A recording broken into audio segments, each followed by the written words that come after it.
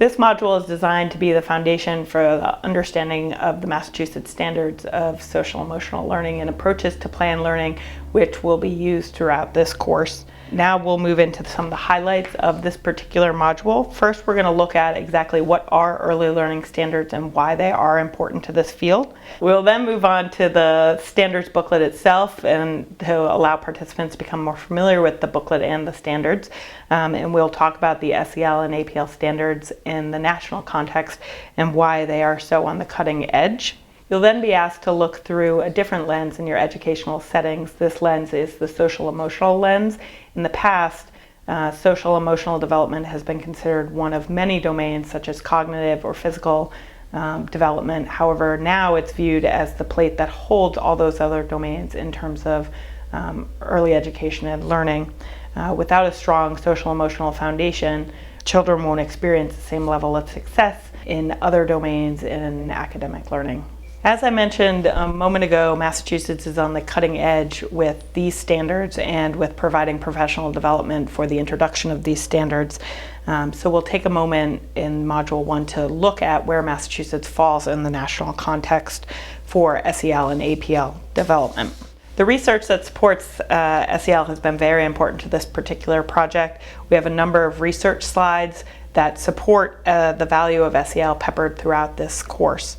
After looking at the national context, we bring our focus back to the micro level and we'll discuss the research outcomes of children who have attended programs that have a strong social emotional component to them in the curriculum, the daily interactions, and the routines.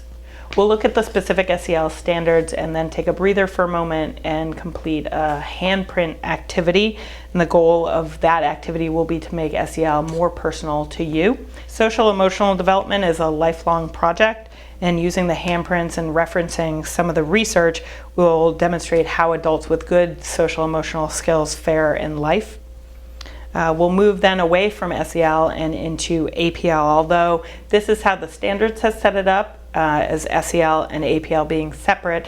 Increasingly, national experts feel that this distinction between SEL and APL is fairly artificial because you can't have one without the other. So keeping in mind that when we're talking about some research that only references SEL, in fact it is talking about SEL and APL. As with SEL, we'll look at the definition that the standards provides for APL and the importance for young children in educational settings and their educators.